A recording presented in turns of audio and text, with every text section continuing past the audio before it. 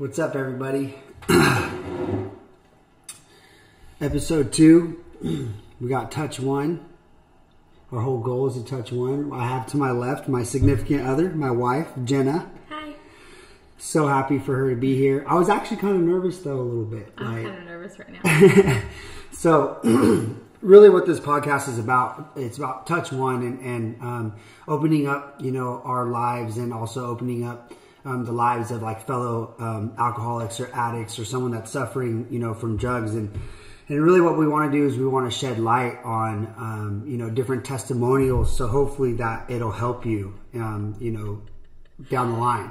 And that's Simon. I think we're going to keep him as a regular on this show, man. We've been getting a lot of people saying they like the cat. So we're kind of just going to let the cat do whatever he wants. And hopefully you guys enjoy it. And I just appreciate, all the feedback that I've been getting from people. Yes.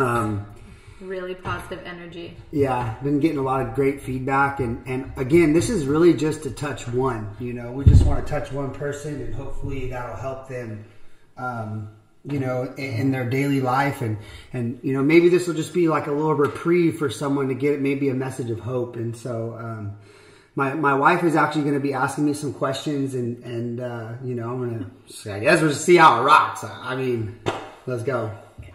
So what's up, babe? What's on your mind? So, Jordan Thorne, how do you decipher yourself at NA, AA? Like, what do you label yourself as? Well, I label myself I guess I really wouldn't label whether I'm NA or AA or anything like that. I think addiction is addiction. I think that 100% alcohol is a drug.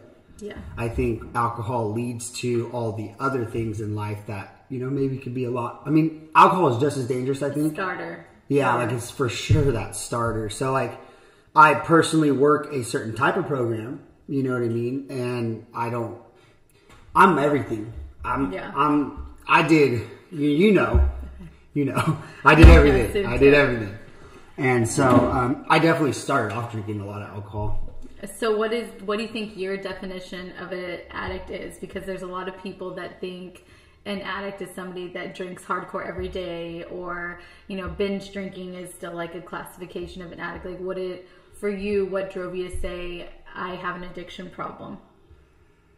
When I could not deal with life on life's terms. And what I mean by that is when I couldn't wake up without being sick. When I couldn't wake up because I needed that. I had to ingest something in my body because I was sick.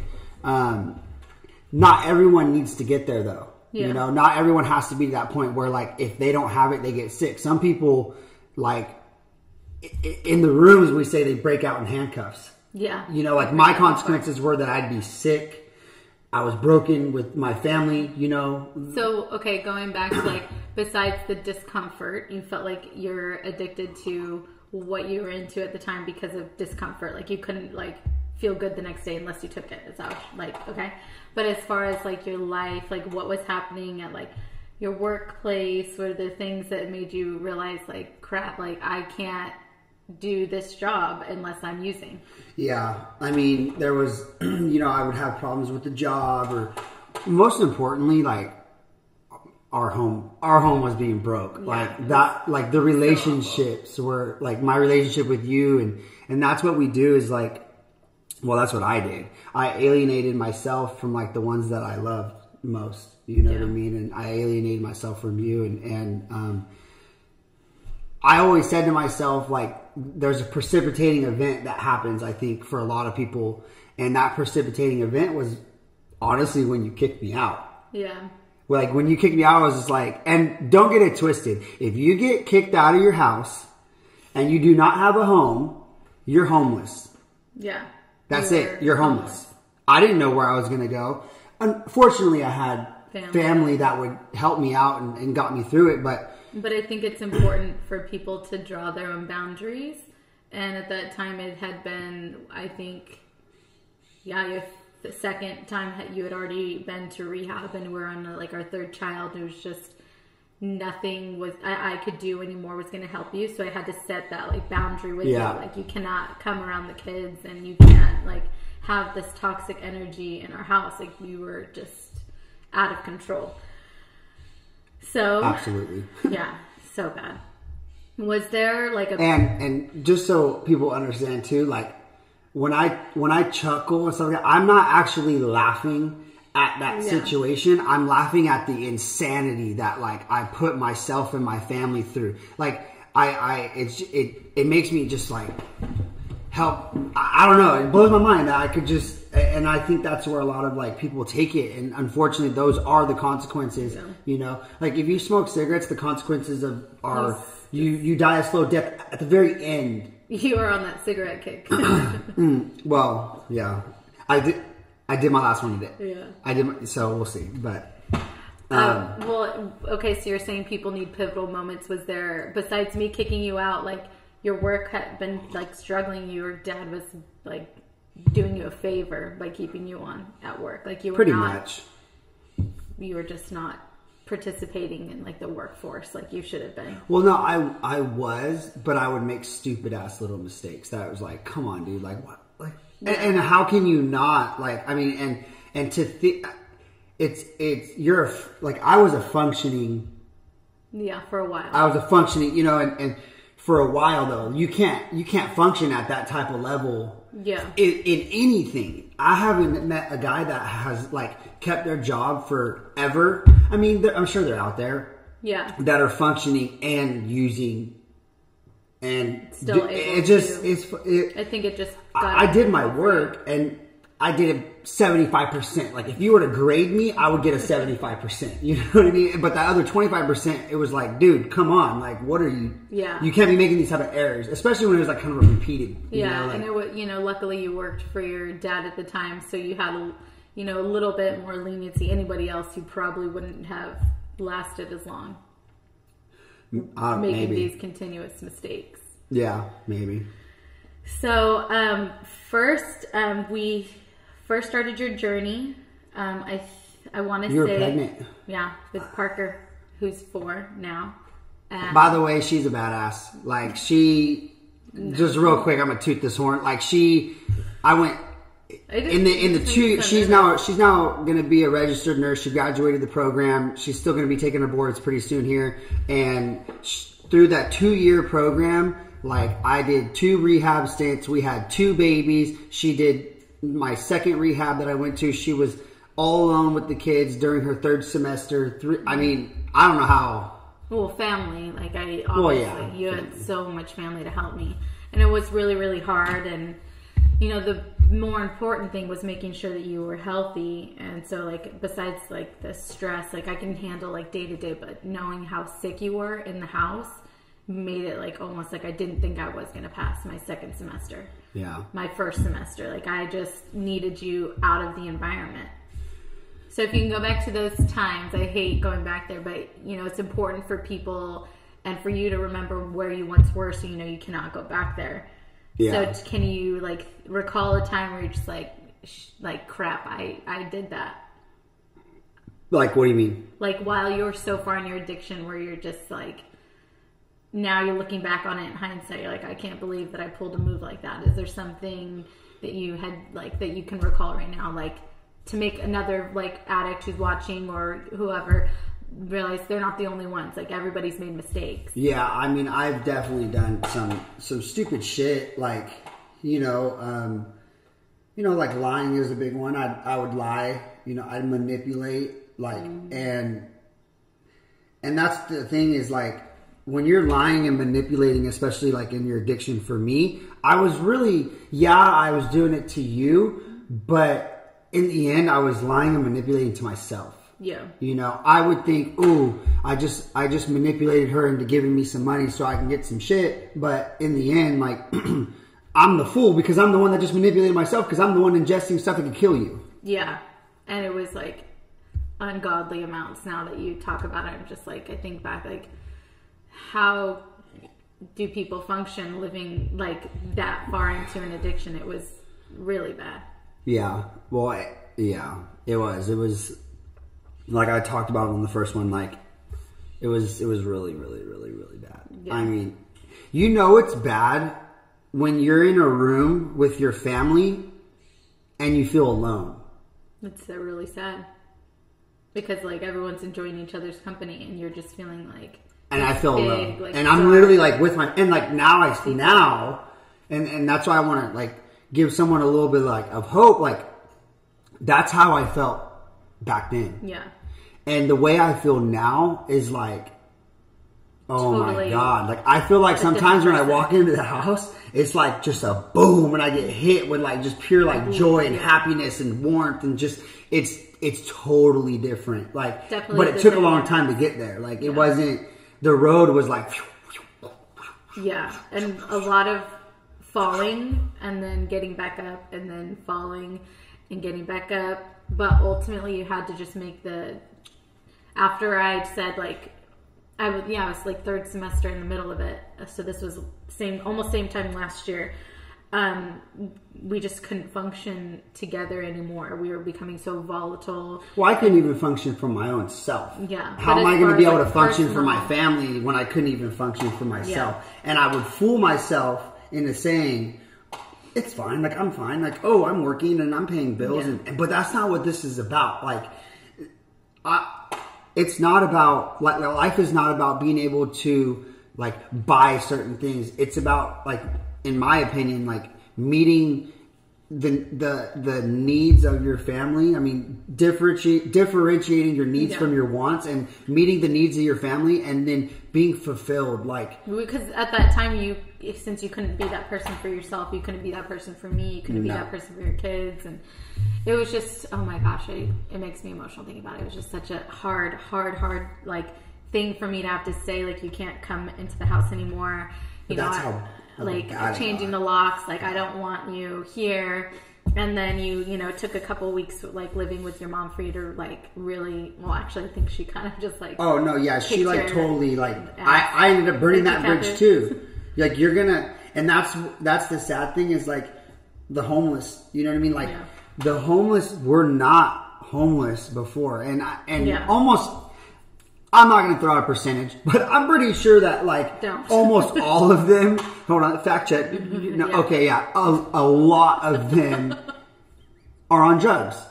And I personally know people that like have gone in and out of the rooms that are homeless. Yeah, but we're all children starting with parents at one point. And you just consistently burn those bridges. Like, I cannot bring you into this house.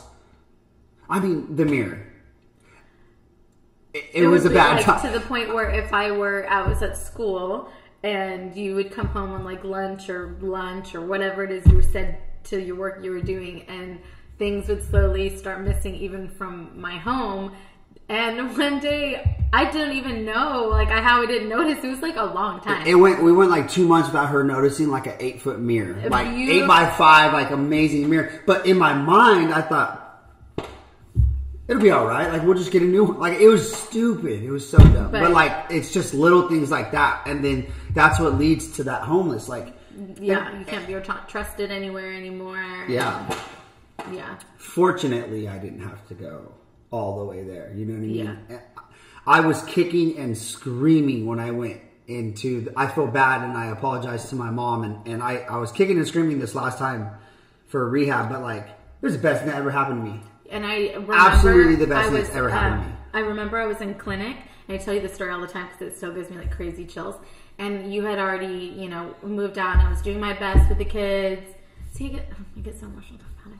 And I got a phone call from his dad, like 5 phone calls in a row. And if you know his dad, like he's a crappy texter for one word reply, and like which for is a alright. phone call, it had to be something serious. But I was at the hospital, and you're not supposed to have your phone with you. And I get back to it on my lunch break, and there was missed calls from his dad and his mom, and I swear my heart dropped, and I thought Jordan is dead. It was so far that way in your addiction that's the first thing I thought of. And you're not. But there's a lot of people that don't get out of the addiction, and then their families have that pain, and it's horrible. Luckily, it was a phone call to say we dragged his ass over and we made him go to rehab again. And this time he's not going to get picked up. You cannot go pick him up, Jenna. You cannot make allowances for him. He's got to stay.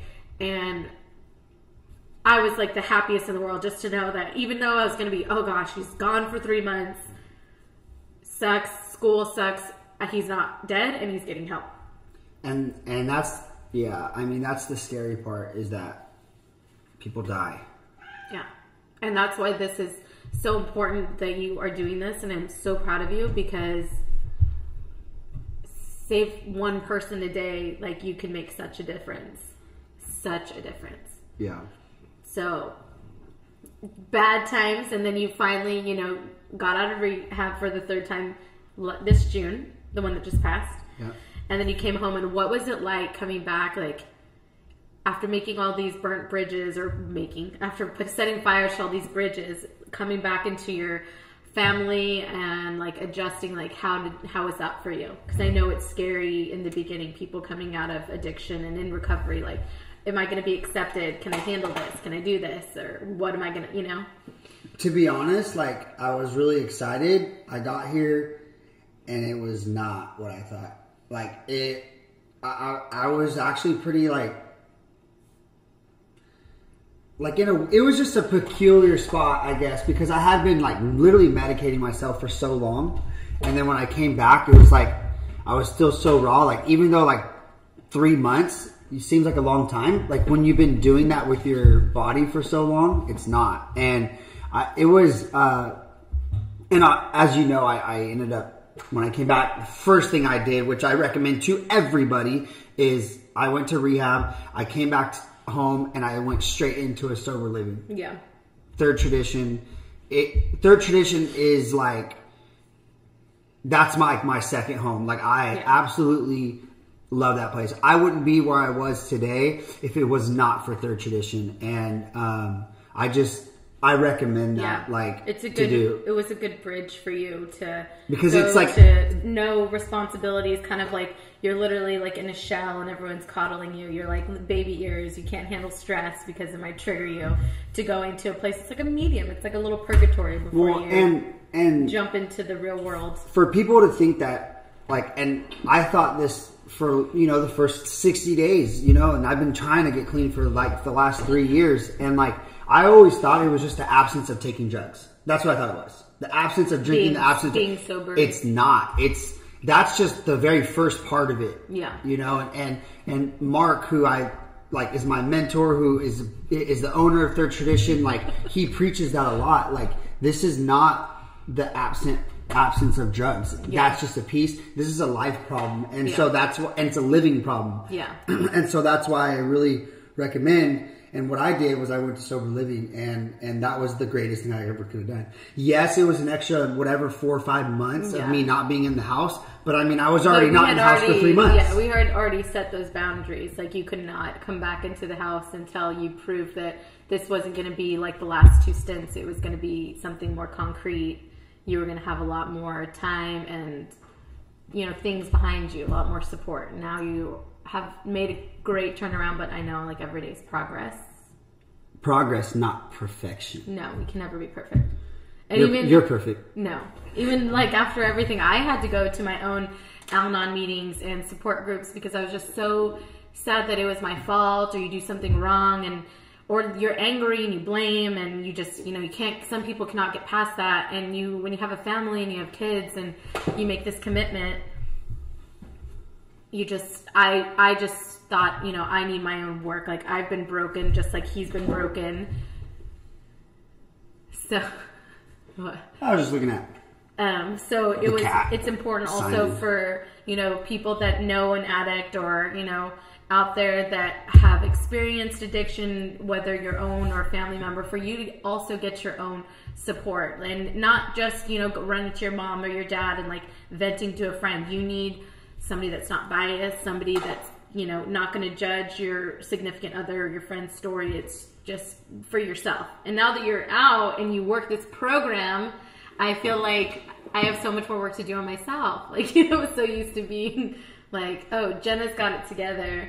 Yeah. Jordan's the mess. But now it's like, Jenna, like, get yourself together. Like, your soul is so amazing. And I always say that. You have such an honest soul. No. I appreciate, I mean, it's been a long road, and I think it's important too because like we put our family members. I mean, it's like secondhand smoking, right? Like if someone smokes, that's a good one. I know they think of you don't smoke, but you're getting the secondhand smoke, which they say you potentially could die from. Same with I feel like you were the first person, not second person view. Was it first? Second person view of this. Like, so you have been. Yeah, like I'm watching the story. Yeah, you're there. You're living it. This is like you are. Yeah. You can. I feel like there's times where you could get just as sick. If you know what I mean. Like, I was. And we say like physically sometimes, remember? I would, and I honestly, that's why I know addiction is kind of like a sad thing, but it's also a beautiful thing. There's no prejudice. Like, it does not discriminate. Anybody is a potential to be an addict. I never saw myself as one. I don't ever, I sometimes I think I was going down such a bad place because I was depressed and I was being dragged around I'm going to have a couple beers. I got a sitter for the kids. And then it was so often and, slowly you can get yourself into a cycle. And then all of a sudden you are. Yeah. Yeah. So it's not the homeless person. We always say that. It's not like the bum. And you're naturally a carer. Yeah. Like that's what you do for a profession. You know what I mean? So your natural instinct is you just want to fix me and help me and and then you start to neglect yourself.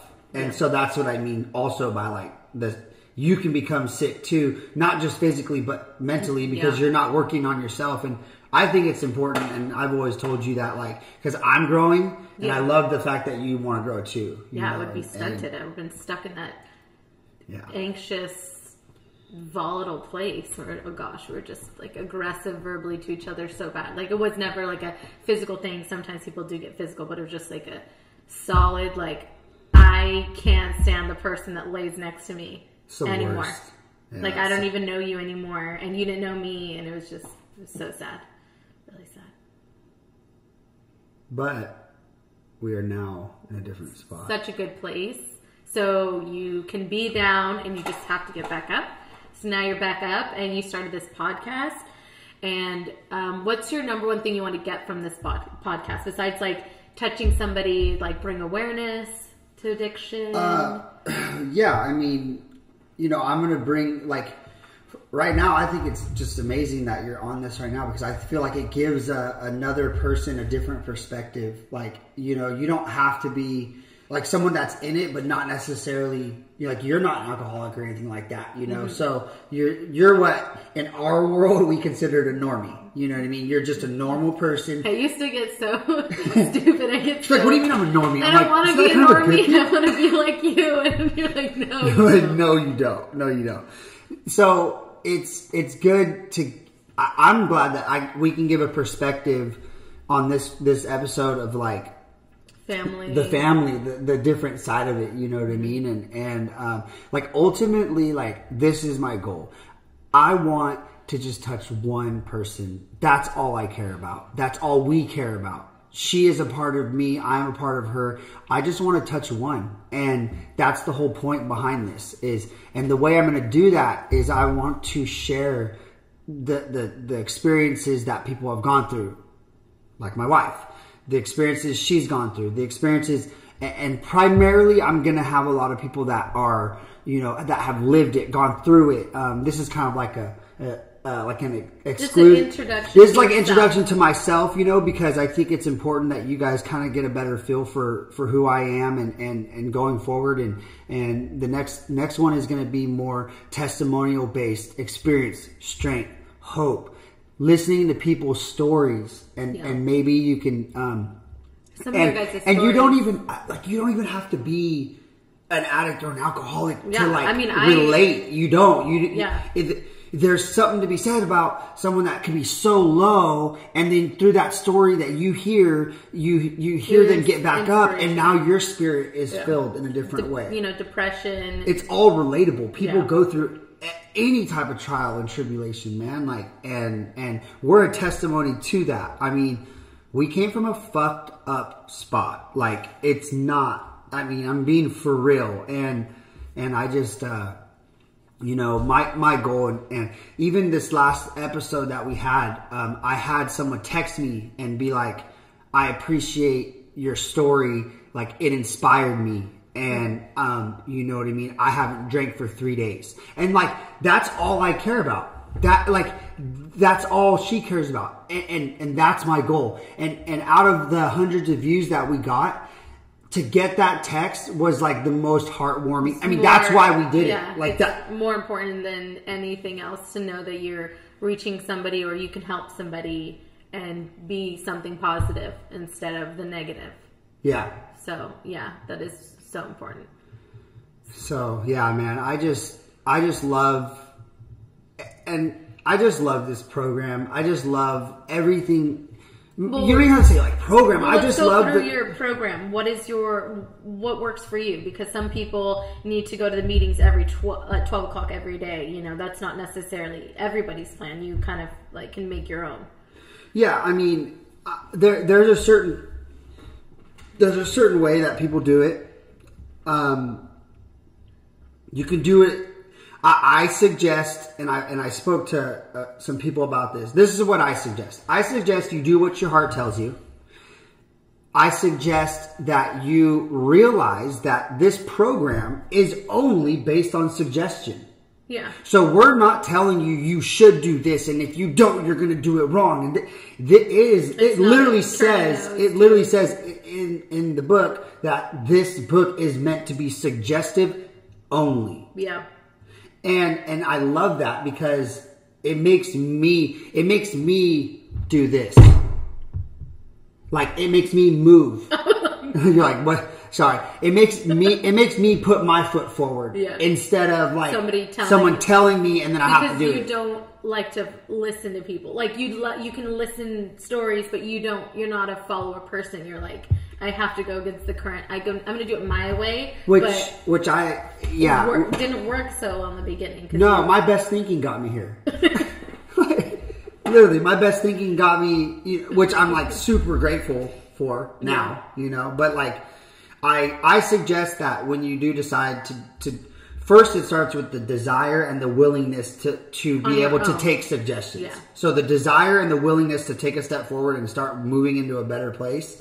But then also being able to take the suggestions that people set before you. Because it's like, doesn't mean you have to follow all of them, but just hear them out, you know, like open your mind to different ideas, different suggestions. I mean, I suggest you follow every single one that they tell you. That's just me. Yeah. That's what's working for me. I'm not saying what is going to work for anybody else. What works for me is if someone tells me to go and pick someone up because they're having a bad day, I go and do it. Even if I'm, you know, and I suggest you just do because, I mean, I was actually just talking to someone about this yesterday. Think about it like this. You have a field in front of you, right? And there's a bunch of mines, a bunch of bombs. Okay. It's me and another guy, okay? That guy has the map and is going to be the one that gets us out of there. Navigate. I don't have the map. He has the map. Yeah. You better believe that I'm going to be following that dude so I don't blow up. Well, yeah. Same concept. Yeah, but then you can also be the person carrying the map for somebody else. Yeah, and eventually and as you're following the map, you're creating your map. Own map. Yeah. That makes sense. It does. Totally makes sense. So go with somebody that's already been through the course before and is, you know, successful. Yeah. So then you can follow and be successful. It makes total sense. Yeah. Which I think is like anything in life. Like, you know, you follow the right people to become who you want to become. Yeah, you know? You can definitely hang out with people that aren't going to add, like, maybe it's fun, but they're not going to add a lot of value to, like, who you are as a person, and that's just going down the other direction. So it's nice to surround yourself with people that have the right direction. Yeah. So who you hang out with. Babe, I'm really grateful that you came on, like, for real. I was like low-key kind of nervous. I'm still really nervous. Like, not just like, I don't know, because like, we've had conversations and stuff, and I just feel like... We talk about this stuff like all the time. All the time. Yeah.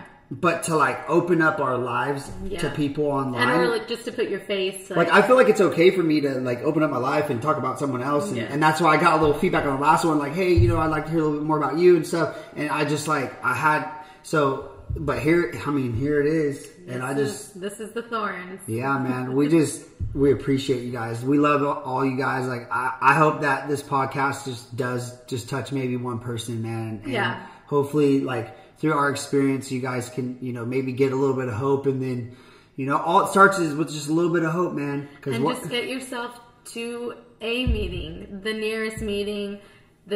Whatever you're feeling at that time, call a sponsor, find a friend. There's like comments down here. You comment on things, like hit me up. We're more than willing to reach out. I am not an addict. I don't label myself as an addict. I'm not associated in that, but I have nothing but empathy and care for addiction, people that are struggling, or even people that know somebody and they're feeling hurt. Like and Al-Anon, you have your own sponsor because you need somebody to help you through your things. So both. Yeah, I appreciate every single one of you, and we do. I just really like this life has given us so many things. Like it's given us like our love back for one another. It's giving us the program has definitely it works if you work it, man, and it's work. But you know, I just hope that you guys stay loving out there, stay caring, and again, thank you, man. Stay positive. Stay positive, right?